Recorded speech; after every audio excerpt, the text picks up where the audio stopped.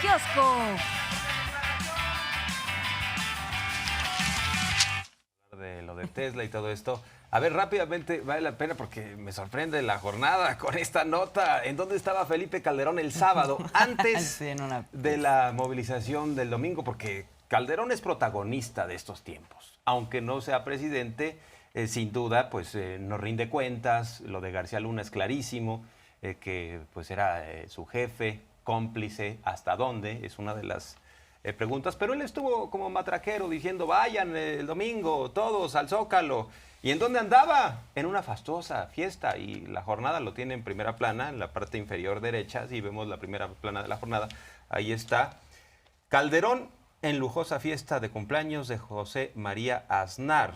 Al Nada festejo menos. en Madrid acudieron personajes de la derecha y ultraderecha españolas.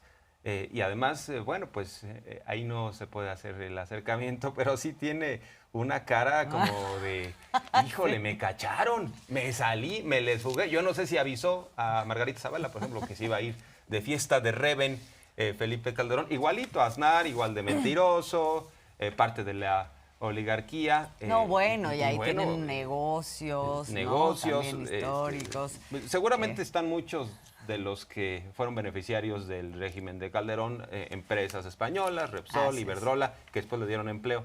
Pero sí vale la pena que rastremos todo esto. Pero Sí, ¿dónde se encuentra el radar? ¿De dónde se encuentra Felipe Sí. Calderón en medio de todas estas discusiones? Y nada más hay que decir también que independientemente de dónde se encuentra, está en todo y ayer andaba tuiteando, ¿no? Sobre Lo el de tema Tesla. de Tesla. Tenemos ahí el tuit de ayer de Felipe Calderón, que por cierto borró, ¿no? Sí, lo borró. Ahora Pero sí aquí que nuestro querido Jorge Armando a lo todo exhibimos. le toma foto y entonces aquí lo tenemos. Dice, Ese es el tuit que se le cayó, ¿no? A se Felipe le Calderón. cayó. Hoy, a partir de una decisión personal, México perdió miles de empleos que se hubieran generado en esta planta y la posibilidad de convertirnos también en la capital mundial del auto del futuro, el eléctrico. Otras decenas de miles de empleos perdidos más. Gracias, señor presidente. A propósito de esta nota de Darío Celis, que también tuvo que rectificar, O sea, diciendo que ya no iba a haber ninguna planta, ¿no? O sea, entonces se quedaron con las ganas. Sí. Pero esta película, ¿cuántas veces la hemos visto en este sexenio, estimada su audiencia? No, bueno, ya le dedicaron uno de Infodemia, ¿no? Sin duda, y de columnistas que dicen, no, ya, según mis fuentes, otra más de la 4T, ¿no? Darío Solís, recuerdo que en su momento fue el que dijo que López Obrador ya se había vacunado en secreto con la vacuna china, que estaba apenas en desarrollo, y resulta que después se enferma López Obrador y él mismo dijo, no, yo no puedo ser el primero en vacunarme. Y las que llegaban, las vacunas, se pusieron a disposición de los médicos, en esencia, ¿no? Pero bueno, han esparcido, han llenado el espacio público de rumores y de falsas informaciones. Y ahora en el caso de Tesla, a ver, la nota es que si viene a México, será en Monterrey. Eso también es nota porque el presidente ya había dicho, en el norte no, porque no hay agua. Sin embargo, pareciera que Elon Musk, su gente, escucharon esto y dijeron, nos interesa el norte por la cercanía, ¿no? Por la conectividad. ¿Cómo resolvemos? Pareciera que le hicieron el planteamiento de, señor presidente, no se preocupe, no vamos a quitarle agua a los habitantes de Monterrey, vamos a reutilizar agua, ¿no? Sí, sí, poner sobre la mesa la preocupación central del gobierno de México, pues sirvió para que los términos de la negociación giraran en torno a eso, ¿no? Y esto es parte de lo que explica justamente esta mañana el presidente. Vamos a escuchar. Y se va a establecer la planta en Monterrey con una serie de compromisos para enfrentar el problema de la escasez de agua. No quiero ampliar más la información porque creo que mañana se va a dar a conocer este anuncio a detalle por parte de la empresa Tesla y además se van a dar a conocer algunos compromisos y la semana que viene otros. Hablé con el señor Elon Musk en 2 ocasiones. Él fue muy receptivo, comprendiendo nuestras preocupaciones y aceptando nuestras propuestas, que se van a ir dando a conocer a partir de mañana. Entendió de la importancia que tiene atender el problema de la escasez de agua. Hay un primer compromiso que es el de el uso en todo el proceso de fabricación de automóviles eléctricos, la utilización de agua reciclada y de tratamiento del agua, incluso hasta para la pintura de los automóviles. Llegamos a acuerdo para pensar en el mediano, en el largo plazo sobre el abasto de agua. Viene la empresa Tesla completa, quedó pendiente lo de las baterías, pero toda la planta automotriz, que entiendo va a ser muy grande, pero ya también no me pidan más, porque voy a incumplir el compromiso que sean los directivos de la empresa los que hagan el anuncio. Bueno, entonces los detalles vienen mañana, sobre todo sí, porque Tesla tiene este día de inversionistas, va a explicar. Y bueno, también la Cancillería podrá ampliar. Y en su caso, el gobernador Samuel García, que sí se quiere colgar la medalla, porque ha sido rebasado en múltiples temas, ¿no? Samuel García, en el caso del agua, precisamente de la crisis, vino a que López Obrador lo tutelara, le resolviera el asunto. Y ahora, pues sí, quiere decir, fue gracias a mí. Pero independientemente de colgarse medallas, es importante, si lo vemos en términos de lo que se va a generar, los empleos, además la confianza que está generando México. O sea, tenemos inversión extranjera directa como nunca en otro sexenio. O sea, y se atreven a decir, vamos a hacer Venezuela, vamos a hacer Cuba, el régimen comunista se está instalando en el país. Bueno, es que esa es la máxima que han tenido durante estos años algunos y que replicaron los matraqueros en la marcha del domingo pasado. Y por eso vale la pena estar refutando una y otra vez esto, ¿no? Sí, y además del crecimiento de la inversión extranjera, también la otra parte importante es bajo qué condiciones se da esta inversión extranjera. 3 cosas planteó el presidente con esta información que adelantó de los términos de esta negociación, en donde se tienen que garantizar altos sueldos, el cuidado del medio ambiente, el pago de impuestos, que esta es una cosa que también es muy importante dada la historia de nuestro país. Y ya esto que mencionábamos, el desarrollo tecnológico, que no solo iría para la planta de autos, sino también para el tratamiento de aguas. Una cosa más habla el presidente sobre esta negociación, y es el hecho de que se estableció que México no podrá dar subsidios como sí hacen otros países. Y esta es una cosa a la que también le entró Elon Musk. Vamos a ver. Hay algo que me gustó mucho del señor Elon Musk. Hablamos de que no podíamos nosotros, en el caso de baterías, la fabricación de semiconductores, otorgar los subsidios que está destinando el gobierno de Estados Unidos, donde si se invierte $1, el gobierno tiene que dar $1.50. Entonces, eso no, un subsidio así no podríamos otorgarlos, esos subsidios. Entonces, él lo entendió perfectamente y hablamos de que sin esos subsidios, las ventajas comparativas de México son únicas en el mundo. Y coincidimos, y repito, eso me dio mucho gusto, que el recurso principal de México es la calidad de sus trabajadores, la ética, la responsabilidad, la creatividad de los trabajadores mexicanos.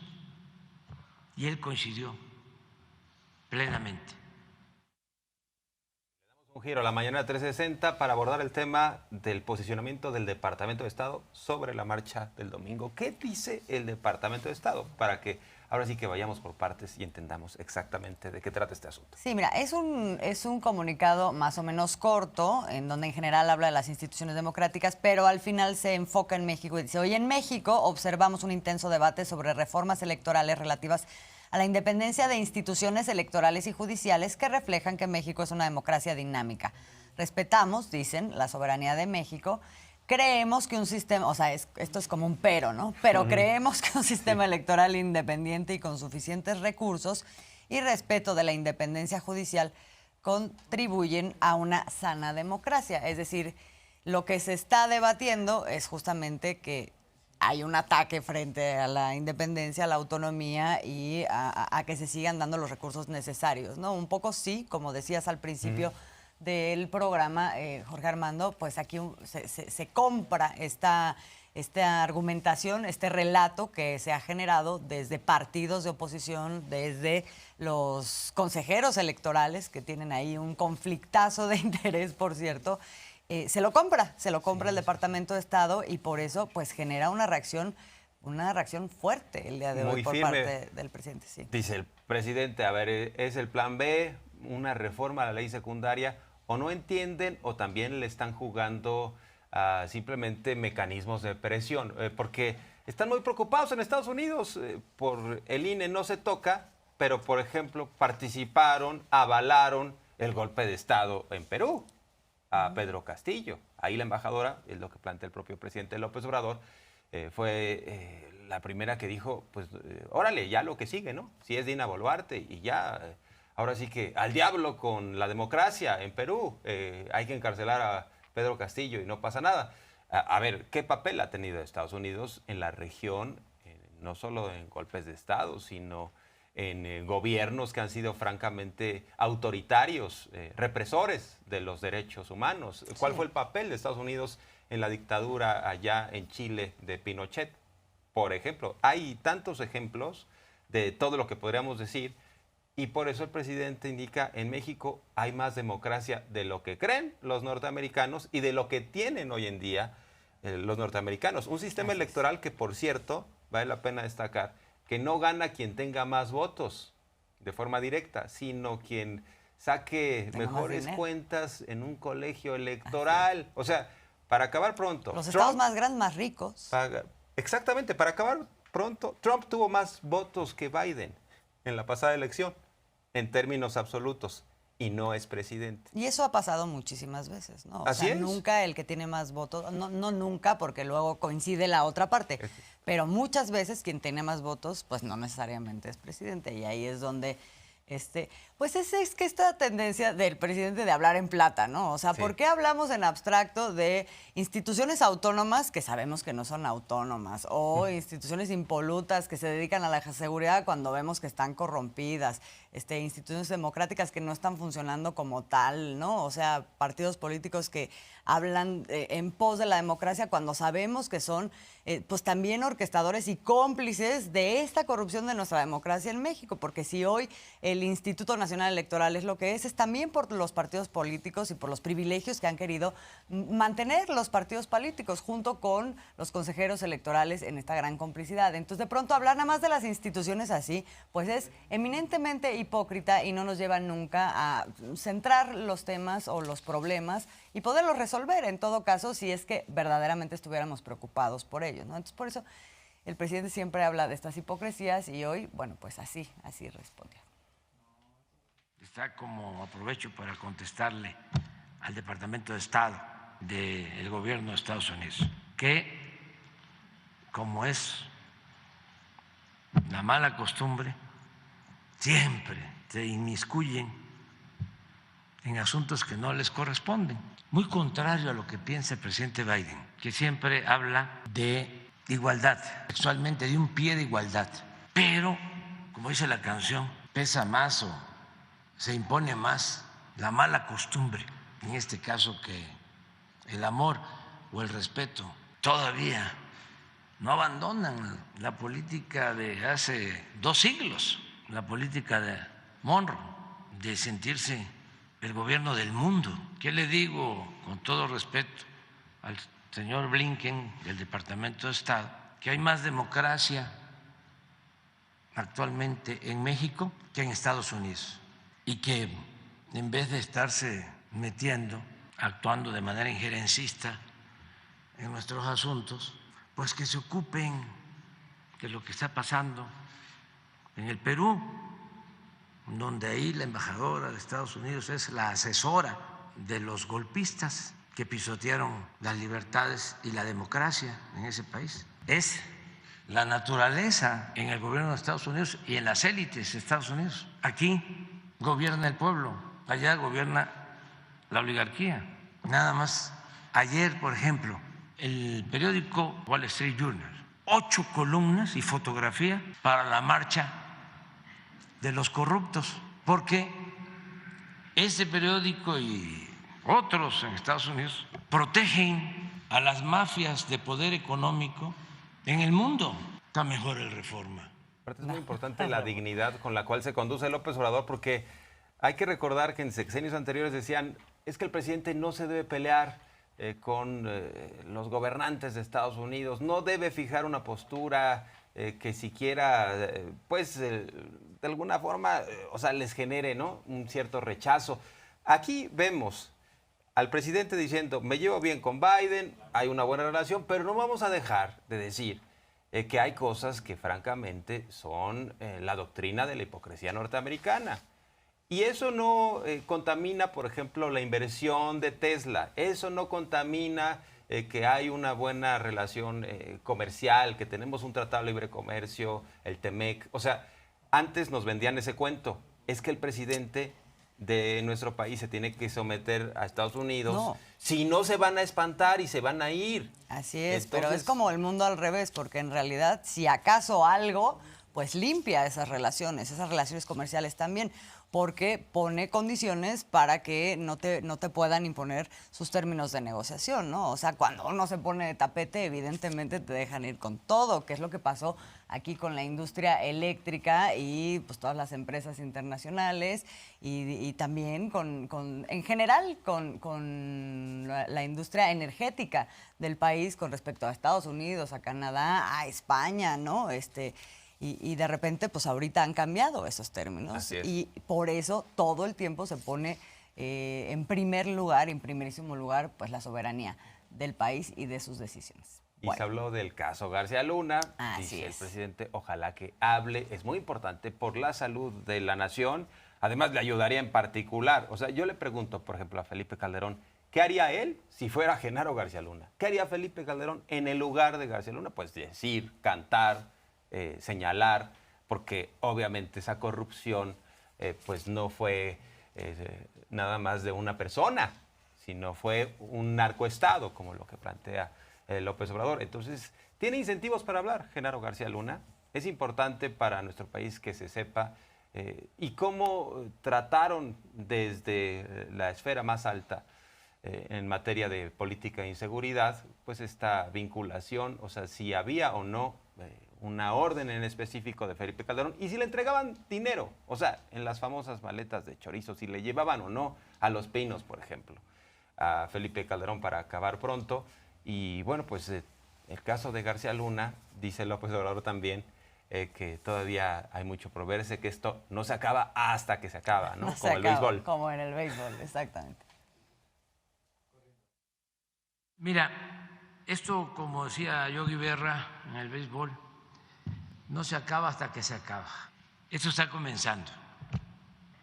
Sí sería muy bueno el que él hablara cómo entró por el CISEN, porque esto viene de tiempo atrás. Es importante eso.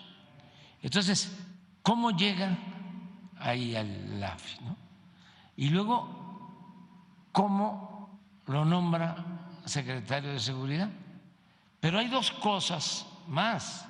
Son 6 años y él va ascendiendo hasta colocarse como brazo derecho de Calderón. Y lo otro, ayer vi, y me gustaría que a ver si lo consigues y lo ponemos, una entrevista o encargado de la embajada, porque era hombre de negocios, digo el responsable de negocios de la embajada, habla de que sí sabían, pero sabían los del gobierno estadounidense, desde el 8, dice él, o del 10, ahorita lo vemos. Estamos hablando del embajador de Estados Unidos en México, claro, encargado de despacho, pero haciendo las veces embajador, que hace estas declaraciones. Entonces, es muy raro también que las agencias del gobierno de Estados Unidos no hayan actuado o se hayan tardado en actuar. ¿Y por qué no García Luna habla de esto? Porque lo premiaban, trabajaba con ellos. Esto es importante, es un poco establecer cómo se dan la cadena de complicidades desde el principio de las administraciones en las que estuvo trabajando Genaro García Luna, ¿no? O sea, cómo se fue armando todo este entramado criminal. Pero no solamente en México, sino en Estados Unidos, y por eso digo que no está desconectado con el otro tema que hablábamos, porque aquí también en algún momento el presidente le dice a Anthony Blinken, oye, ¿por qué no? O sea, ¿te preocupa nuestra democracia? Mira lo que está pasando en tu país, se te abrió una caja de Pandora, porque está saliendo un montón de información sobre que estaban enterados, sobre que no actuaron en ninguna medida cuando sabían lo que estaba ocurriendo con Genaro García Luna, y ahorita pues tienes a varios actores del gobierno de Estados Unidos diciendo, no, pues nosotros no sabíamos nada, tú sabías, se están investigando, ¿no? O sea, la DEA ahorita es una de las agencias que está en el foco de la atención de las autoridades de Estados Unidos, y también por otro lado, pero no se dice nada, ¿no? O sea, sí, esto de que sí. ustedes, México, no comparten información, Estados Unidos no comparte, o sea, no ha dicho nada a México sobre todo este entramado. Y por eso, pues la apuesta del presidente es Genaro García Luna, hágame usted el favor. Así es. Y no tiene mucho que presumir Estados Unidos, ¿no? Ni del sistema electoral, ni de cómo lleva la política antidrogas, porque sí pareciera que los capos solo operan en México cuando la droga se distribuye en los Estados Unidos. Y por cierto, sobre el sistema electoral dije que sacó más votos Trump que Biden. En esta ocasión sí sacó en absolutos términos, en números pues absolutos, sacó más Biden. En el caso, en su momento, sí sacó en otra elección Hillary Clinton, ¿no? Más votos y no fue la ganadora. O sea, al final del día no tienen mucho que aleccionarnos a nosotros sobre la democracia y sobre los procesos. Pero regresando al tema de García Luna, lo que ha exhibido López Obrador es pues cómo incluso o hay componendas con autoridades de los Estados Unidos o desinforman otras autoridades sobre lo que pasa en México, y se puso este video en donde Ana María Salazar entrevistó a Philly, ¿no? Un ex trabajador de la embajada cuando estaba Carlos Pascual en los tiempos de García Luna, que él dice cómo es posible que un agente de la DEA, que en el caso, en este juicio a García Luna, dijo que tenían información de estos vínculos de García Luna con el crimen organizado, ¿por qué este agente de la DEA no nos entregó la información a la embajada? O sea, pareciera también que cada corporación va por su cuenta, se manda sola, administran la información y en su caso nos tenemos que cuestionar si hay o no complicidades. Porque ese es otro tema, no es nada más no informaron, sino por qué no informaron, ¿no? Es que aquí es como con Felipe Calderón, ¿no? O son unos auténticos negligentes y entonces qué exhibidón, ¿no? De lo que siempre se ha asumido de Estados Unidos, las agencias, la inteligencia y toda la perfección con la que funcionan estaría aquí pues en duda, en franca duda, o son unos corruptos. Exactamente. Porque están todos coludidos. Vamos a ver parte de esta entrevista que se sacó también el día de hoy en la conferencia matutina. Eso es precisamente la pregunta que yo me hago. Mike Madrigal, Miguel Madrigal, es agente de la DEA. Él presentó las evidencias de una conversación que él personalmente tuvo con el grande, Sergio Villagrán. Y el grande en el 2010 le dice que García Luna está en la nómina del Chapo. Mike Madrigal nunca informó a nadie en mi embajada. Y digo mi embajada porque yo lo compartía obviamente con el embajador en ese entonces, Carlos Pascual, con Joseph Evans, el jefe de la DEA. Éramos el núcleo de lo que era en ese momento la iniciativa Mérida y estábamos aportando millones y millones de dólares a la Secretaría de Seguridad Pública.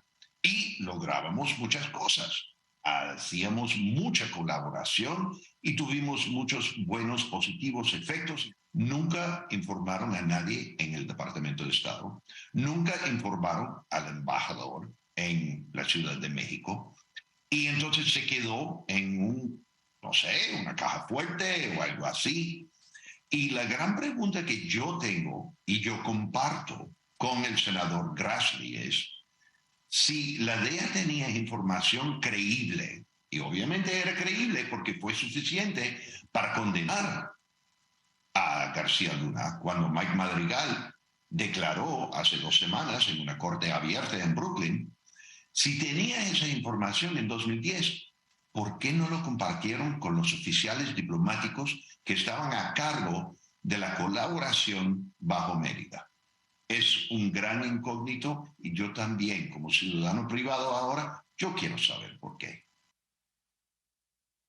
Imagínate Pues es decir que es eso. el juego de la papa caliente, ¿no? En Estados Unidos tampoco. No digo nada. Ya tienen muy claro. ¿Y ya? Dicen, no, avienta el caso por poco y dicen los funcionarios, es que García Luna no es panista.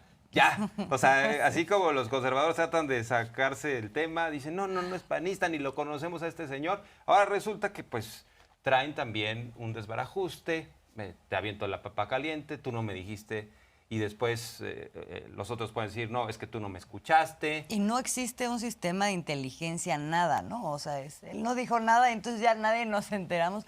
O sea, pareciera que están hablando de qué clase de sistema de seguridad nacional y todo. Es que de verdad a mí me tiene muy sorprendida estas respuestas, Sí. Porque, pues sí, nos sacan Porque además totalmente ellos se venden de como la inteligencia del Sí. mundo, ¿no? Se venden como que los procesos que tienen muy claros, La muy inteligencia perfeccionados. y la rectitud. Y entonces, ahorita las dos cosas están en juego, ¿no? Sin duda. Y por eso el presidente también, en el caso de García Luna en particular, dice pues que el presidente Calderón, expresidente de la República, pues que aclare cómo participó en su caso, porque incluso ya se puso esta entrevista con Carlos Loret de Mola, en donde Felipe Calderón decía, sí. O sea, ahí como que medio maromeaba, ¿no? Como que se quería zafar. Se quería zafar. Le decía Loret, oiga, ¿y va a ofrecer disculpas si es culpable García Luna? No, bueno, hasta la información que tuve, siempre fue un funcionario honesto. Buen hombre. Pero ahí está mintiendo Felipe Calderón. Ya le habían avisado en diversas cartas, incluso, que fueron recibidas ahí en Los Pinos por su particular de el tamaño de narcopolicía que era García Luna. Pero vamos a escuchar este nuevo planteamiento del presidente. ¿Podemos esperar de Felipe Calderón una disculpa pública si termina siendo condenado en Estados Unidos García Luna? Vamos a ver, yo no quisiera especular, Carlos, y además a mí me parece muy importante, no solo el tema del principio de presunción de inocencia, lo que sí es cierto, y describo ahí en el libro de Decisiones Difíciles, es que si es condenado por las cosas que se le acusa, por supuesto que yo lo considero una verdadera traición y una deslealtad, y ahí asumiré mi parte de responsabilidad de haberlo nombrado. Pero también creo que todo el mundo tiene que ser juzgado conforme a derecho. Y Calderón dice, si resulta que García Luna es culpable, yo voy a dar una aclaración sobre el tema. Entonces estamos esperando la aclaración. Es más, aquí está la tribuna. Sí, lo invito aquí. O sea, que nos explique su relación con García Luna. Bueno, nada más reiterar pues ahí que está el mientras foro, tanto, dice. Oye, mientras tanto Felipe Calderón en la fiesta con Aznar, ¿no? El sabadito, sabadrink, ¿no? Oiga, sí vea la foto, porque sí está sensacional la foto de la no sé si le jornada. podemos hacer el zoom. No sé si la podamos, si ustedes tengan la toman desde capacidad acá, de zoom ahora que suficiente. Sí, no sé si el zoom nos dé de la cámara para que vean la fotografía que le tomaron a Felipe Calderón con cara de yo no fui, ¿no? No le digan a Margarita que aquí estoy. O sea, ahora sí que de incógnito tomaron a Felipe Calderón en esta fiesta fastuosa con Aznar. Así es, pero ya que tenemos aquí la jornada, rápidamente consignamos el hecho de que Pemex cerró, y porque siempre hay informaciones, desinformaciones y debates sobre este tema. Pemex cerró el año pasado con ganancias, ya utilidades, de 23.500 millones de pesos. Hoy el presidente habló de eso, pues reivindicando la política energética del país y diciendo, nosotros hemos apoyado a la población a través de los subsidios y aún con eso tenemos una ganancia ya, una ganancia ligera, pero una ganancia. Pemex, fíjense, el año pasado obtuvo utilidades, claro, limitadas, pero obtuvo utilidades, aún no aumentando los precios de los combustibles. Destinamos un subsidio de 350,000 millones de pesos para que no aumentara el precio de las gasolinas y de los energéticos. Pero eso es fortalecer la economía popular, eso es control de inflación y aún con ese subsidio se obtuvo utilidades en Pemex.